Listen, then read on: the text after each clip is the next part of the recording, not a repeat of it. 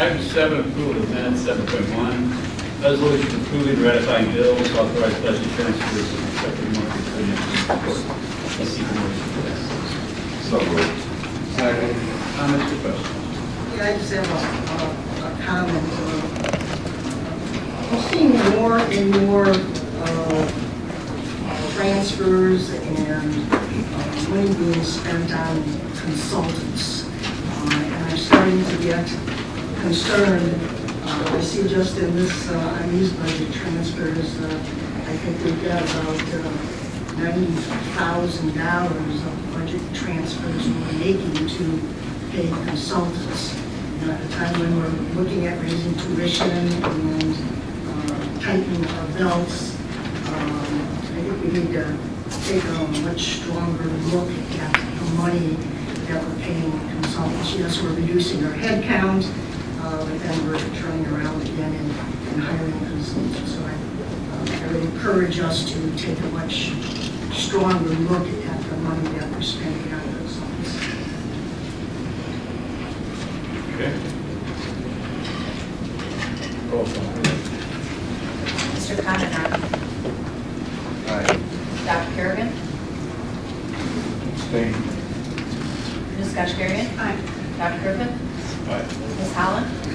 Mrs. Oilschlager. Aye. Ms. Paul. Mr. Anderson. Aye. Item 7.2, FY 2018 tuition and fees, pages 41 through 43. Need a motion for that, please? So moved. Is there a second? Comments or questions? This is about the $6 increase, so now we have to decide, right? Yes, we do. So we can drop that. Yes, we do. So the motion is for the $6 increase. That's what they're bringing forward. The only option on the table unless we change it.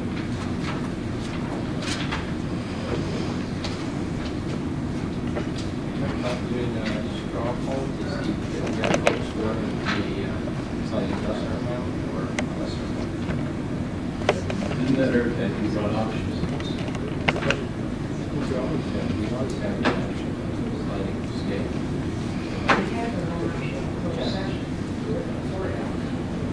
This what's on the table right now unless we change it. It's $6. I'd like to amend the motion, if we could, to raise the tuition, not $6, but $3. Second. Okay? Amended motion. Discussion on that. My concern is, are we going to be able to make up enough to keep things running the way they're supposed to run? I would We're add, making cuts. As long as we've talked about the board's giving us that option, you know, that you talked about, right? yeah, what Barbara's amended the motion to, first of all, I don't want to do any layoffs. I don't want to reduce our staff unless we're not performing to their expectations. I would like to see us do the $3 and take the rest of the money out of reserves. That way, hopefully the state will come up with the money they have. There will be no layoffs, and you will be made whole on what dollars that you have. The reserve money is there for emergencies. I don't know what else this is other than an emergency. Also like that, $30 million in reserves. also like that too, that with the positive motion of the state senate today, the grand bargain, if more money does come to us this year and improving the environment next year, we wouldn't need the full $6 anyway. So you're really finding a nice middle ground here for us today. So the board policy is 25% in the reserve, is that correct? So with the budget of $3 increase, is the motion on the table, the reserve would then have how much of it? We have about 33% in reserves, so we have the capacity within the board's current reserves. We'd be okay, we'd be able to stay within the parameters that we've set. Yes, And yeah, it's only if nothing comes through. Right. so it's a good solution. Yeah. It's still based on that ambitious guess that the state's going to give us 80%. Yes. So we still, but Well- even if that were the case, when we're at 33% now, that gives us 8 percentage points before we're running afoul of the policy. Right. In addition, there was the reserves we set aside for this year, that there's hope that we will need it as well, but they'll just carry forward and give us the contingency that we need. Okay? We want This is all well and good, but it's still putting $3 in the backs of our students. And students at the College of Lake County, you know, our student affairs area and public relations did a great job this past semester. What, 1.6% decline in enrollment? That's amazing compared to what was going on in other colleges across the state. And, you know, here we have an area of college where students don't even have a full vice president, we have an assistant vice president, and, you know, associate vice president. And I just find this to be putting it on the back of the students when, you know, maybe $1 more, $2 more is that margin that's going to stop our students from registering for classes. And when I see the total, you know, the metaphoric back row of the board meetings where student affairs sits, it's almost like how we treat students here at the College of Lake County. And we should be doing more for students. We should be having a much bigger plate at the table for student affairs. And yet, anytime we need money, put it on the students. So I still find it to be untenable for me. Bernard, what's your feeling among the students? I know we had talked earlier about the $6 increase, but Well, my feeling about the students is that there is an ongoing struggle as far as finances go. But like I think you mentioned, students that have already begun an increase is more of an increase than it would seem to a beginning student, because they think they stand at a certain point. They've already budgeted for themselves. They've already figured it out with their counselor, advisor, 2 years through the process and where they may be. They don't have the luxury of a beginning student being able to project that and make that decision. They're in the middle of it. So if we are going to do an increase, maybe it could consider that, give grace to students who are already enrolled. I think that might be a good gesture. I'm not sure myself, like you also mentioned that I'm a recipient of scholarships, Pell Grants, but to get into that system, you have to be almost in abject poverty to get that kind of assistance. I mean, you have to be so poor that, you know, there's no doubt in anybody's mind that you need it. So the one student that's in the middle of the road, those few dollars may make that difference. I do believe that it may. Let me say this. We showed you how we're decreasing the book cost for students, right? So with the $3 increase, that brings in for us about $750,000 whatever. But that's about what we're decreasing the bookstore cost, actually more than that for the students. Now, every student's individually different with their books, but it could actually be a decrease in the cost that we tend to hear with what we've been able to do in terms of book costs. At a $3 level. Just say whatever the board is. well, there's no question we're between a rock and a hard place because of what's going on with the state budget. And that is just, we're not the only ones that are fighting this. And I would hate to put our students at a disadvantage by raising tuition to the point where they don't feel that they couldn't continue school or do want to enroll in school. But by the same token, putting our students at a disadvantage on the other end of it, if we have to start cutting programs or doing away with things that the students need that we should be providing to them. So we're kind of in that, how do we balance this? Well, everything goes up, and this is less than 3%. And it's less than 3% if you're gonna do $3 per credit hour.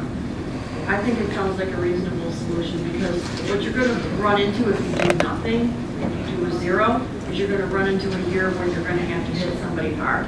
And that's not fair, because that would then burden a future student compared to a current student. I think small incremental increases make the most sense. We did that several years ago, when we hadn't had an increase for 2 or 3 years, and then all of a sudden it was like, oh my God, you know, we have to have this Twice, increase. that's more than twice, yeah. Yeah. Okay. So I'm hearing, Barbara, you had this amended motion for $3. You I know I'm accept it? thinking of withdrawing it at the moment. And I don't think, I probably have not voted for a tuition increase in the past, as many years as I can remember. But I would go along with a 3% increase. I hate to see this burden put on our students, and I also know for a fact that every time we increase tuition, that enrollment tends to decrease as well. And unfortunately, this is the situation we're in. We certainly don't want to lay off any of our folks. We want to have to force them to take furloughs, but I still think that we can tighten our belts a bit more as well. Yes, I'll go with that.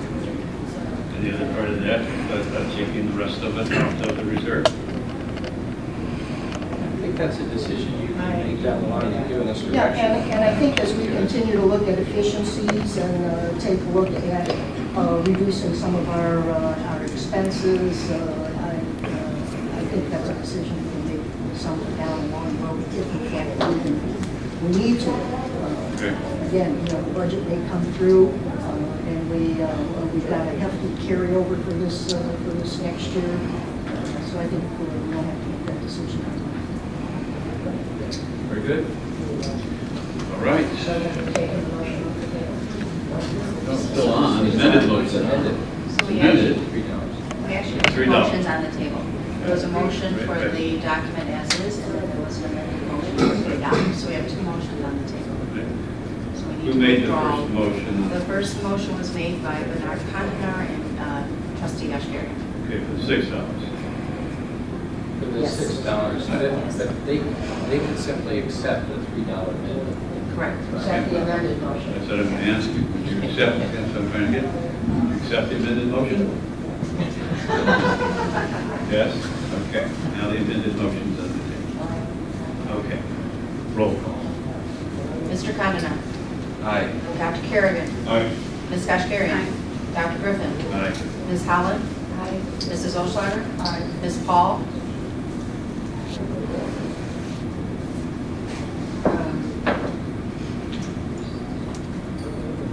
This will be the first time I'm voting for an increase. And my hesitation is, basically, I still think that this institution really is asking the students to subsidize for some inefficiencies.